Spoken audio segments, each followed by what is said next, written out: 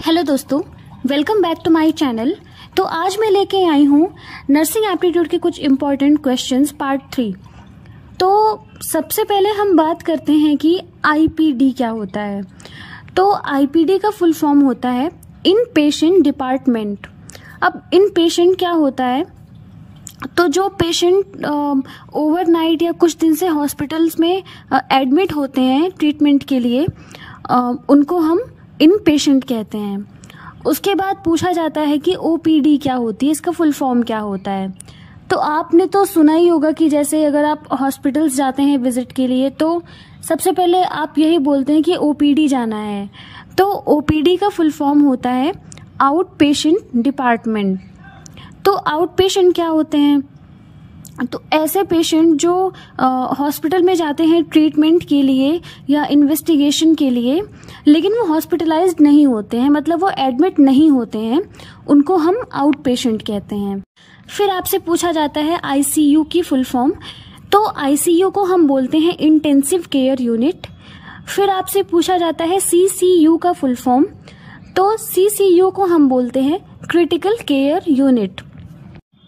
फिर पूछा जाता है कि जो आपके हॉस्पिटल्स में जितने भी टेक्नीशियंस होते हैं वो किस डिपार्टमेंट के होते हैं।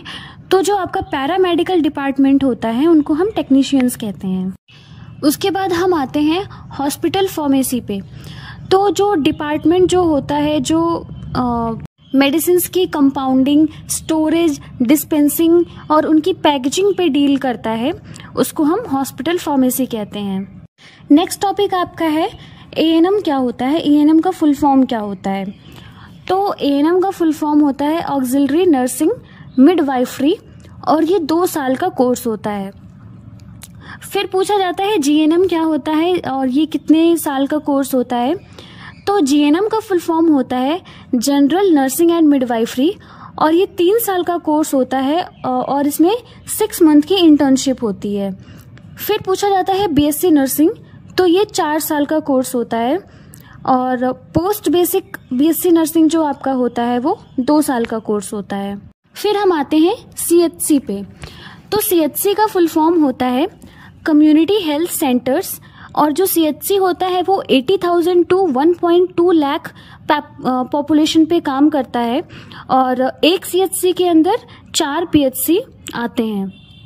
फिर पूछा जाता है पीएचसी। तो पीएचसी का फुल फॉर्म होता है प्राइमरी हेल्थ केयर सेंटर, और जो मतलब फील्ड इलाका है वहाँ पे 30,000 पॉपुलेशन पे एक पीएचसी होता है, और जो हिली एरिया होता है वहाँ पे जो एक पीएचसी होता है वो 20,000 पॉपुलेशन को कवर करता है। फिर आपसे पूछा जाता है कि बैकबोन ऑफ हॉस्पिटल्स कौन होते हैं। तो जो हमारी नर्सेज होते हैं वो आपके हॉस्पिटल का बैकबोन होते हैं। नेक्स्ट है आपका कि नेशनल फैमिली वेलफेयर प्रोग्राम कब स्टार्ट किया गया था। तो 1952 में ये स्टार्ट किया गया था। फिर है मिड डे मील प्रोग्राम कब स्टार्ट किया गया। तो 1961 में mid day meal program launch हुआ था। उसके बाद पूछा जाता है कि एएनएम और आंगनवाड़ी जो वर्कर्स होते हैं उनके बीच में लिंक का काम कौन करते हैं। तो जो हमारी आशा होती हैं वो इन दोनों के बीच में लिंक का काम करते हैं। नेक्स्ट है आपका आयुष्मान भारत स्कीम कब लागू हुआ था। तो सितंबर 2018 में आयुष्मान भारत स्कीम लॉन्च हुई थी। फिर आता है आपका एनआरएचएम का फुल फॉर्म क्या है। तो नेशनल रूरल हेल्थ मिशन इसका फुल फॉर्म है।